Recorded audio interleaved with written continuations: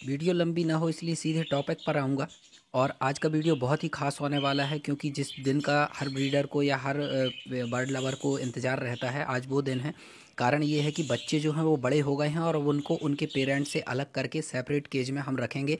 तो separate cage में रखते समय बच्चों को अपने माँ बाप से अलग करते समय किन बातों का ध्यान रखना चाहिए और इनको क्यों सेपरेट केज में अलग रखना पड़ता है, बच्चों को क्यों ज़रूरी होता है, इसका आज की वीडियो में हम डिस्कस करने वाले हैं। तो आज 2 से 5 मिनट का ये जो वीडियो है, आप अगर बहुत ध्यान से सुनते हैं तो बहुत ही इन्फॉर्मेटिव होने वाला है।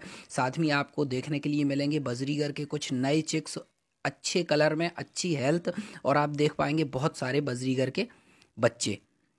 तो ये देखिए, ये मेरी कॉलोनी है और मैंने इनको निकाल करके अलग सेपरेट केज में रख दिया है। अब मैंने इनको कैसे रखा है और किन बातों का ध्यान रखना चाहिए, इसकी बात करेंगे। अभी तक आपने चैनल को सब्सक्राइब नहीं किया तो सब्सक्राइब कर लें और बेल आइकन ज़रूर प्रेस कर लें। तो ये देखिए, रात का समय है और ये मैंने ये 2 बच्चे बाहर बैठे हुए हैं, ये सेल्फ हो चुके हैं, खुद से खाने पीने लगे हैं। इनको मैं लेकर के और एक छोटे सेपरेट केज में डाल रहा हूँ, ताकि फिर इनको वापस दूसरे बड़े केज में शिफ्ट किया जा सके। तो इनको आज इनके पेरेंट्स से अलग करके दूसरी जगह हम रखेंगे, और ये काम मैं हमेशा रात के समय में ही करता हूँ। अब इनको अलग करते समय किन किन बातों की तैयारियां करनी होती है, तो पहली चीज़ ये है कि जब पेरेंट्स से उनके बच्चों को आप अलग करेंगे, तो पहली चीज़ तो आपको उनके रखने के लिए एक अच्छे से केज की व्यवस्था होनी चाहिए। देखिए, ये काफ़ी बड़ा केज है, करीब 5 फीट गहरा है, 4 फीट हाइट है इसकी और 3 फीट चौड़ाई है। इसमें बड़े आराम से 50, 60, 70 बच्चे बहुत ही आराम से आ जाएंगे। और अक्षत एक्जॉटिक बर्ड्स जो हैं, काफ़ी चैलेंज आए इस बार ब्रीडिंग में। बहुत सारे चिक्स जो हैं, वो बहुत सारे जो पेरेंट्स हैं वो मर गए थे, बीमार हो गए थे और पेयर सबके बिगड़ चुके थे। लेकिन फिर भी ये देखिए, आप मैंने इनको पकड़ लिया है और ये करीब करीब 60 बच्चे आए हुए हैं, जिसमें से अभी मैंने 40 बच्चों के आसपास इनको निकाला है, बाकी 20 अभी कॉलोनी में ही हैं। तो इनको सेपरेट अलग पेरेंट्स से अलग करके और इस केज में हम सेपरेट कर रहे हैं। तो आज के दोनों जो आज के प्रश्न है उसकी बात करेंगे कि इनको सेपरेट क्यों अलग रखना पड़ रहा है और अलग करते समय किन बातों का ध्यान रखना चाहिए। तो पहली चीज़ ये है कि सेपरेट इनको इसलिए रखा जाता है या अलग किया जाता है, क्योंकि जो आप जानते हैं कि बजरीगर जो है वो सालों साल ब्रीड करता है। हम इसको 3 महीने या 4 महीने का बीच में गर्मी में रेस्ट देते हैं, लेकिन बाकी के 8 महीने ये ब्रीड करता ही रहता है। ये फर्स्ट क्लच जो है ब्रीडिंग का, ये कंप्लीट कर चुके हैं। बच्चे जो हैं बड़े हो गए हैं, खुद से खाने पीने लगे हैं। तो अब हमने इनको अलग किया है। अलग करने का कारण ये होता है कि जो इनके पेरेंट्स होते हैं, इनको पाल के जब बड़ा कर देते हैं तो वो दोबारा फिर से अंडे दे देते हैं, दोबारा फीमेल एग लेकर देती है। और जब दोबारा एग आ जाते हैं तो चूंकि इनकी आदत होती है, ये पेरेंट्स को बार बार डिस्टर्ब करते हैं, बार बार उसी मटकी में जाते हैं जहां उसने दोबारा एग लेकर दिए हैं, जिससे कि अंडे हिलते हैं। तो कहीं ना कहीं अंडों में अनफर्टिलिटी की प्रॉब्लम आती है एग में। दूसरा, इंक्यूबेशन प्रॉपर नहीं हो पाता है। सपोज करिए कि अगर फीमेल जो है वो मटकी में एकदम अंडों के ऊपर बैठी हुई है, उनको इंक्यूबेट कर रही है, और उसी समय में ये जो चिक्स हैं वापस से मटकी में चले जाते हैं और पेरेंट्स को डिस्टर्ब करते हैं।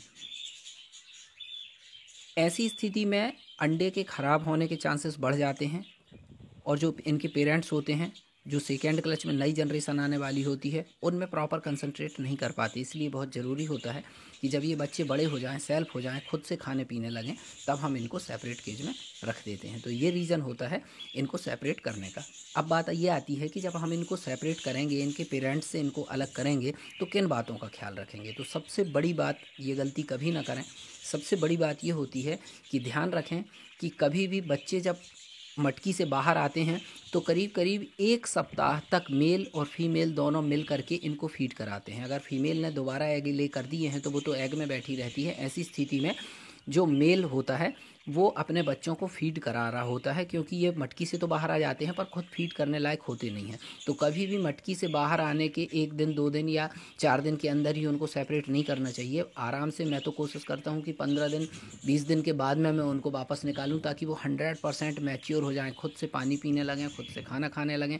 इस समय में इनको हमें हमेशा बाहर निकालना चाहिए या पेरेंट्स से अलग करना चाहिए। अगर आप जल्दबाजी कर देंगे तो आप देखेंगे कि बच्चा प्रॉपर खुद से फीड नहीं ले पा रहा है, खुद नहीं खा पी पा रहा है, और पेरेंट्स से भी हमने हटा दिया, तो बच्चा जो होता है वो उसमें कहीं ना कहीं 100% न्यूट्रिशन नहीं मिलेगा और वो वीक हो जाएगा। और चूँकि ये 100% इनकी ग्रोथ का टाइम होता है और ऐसे समय में इनकी डाइट का ध्यान रखना बहुत ज़रूरी होता है। तो ध्यान रखें कि जब ये 100% सेल्फ हो जाएं तभी आप निकालें।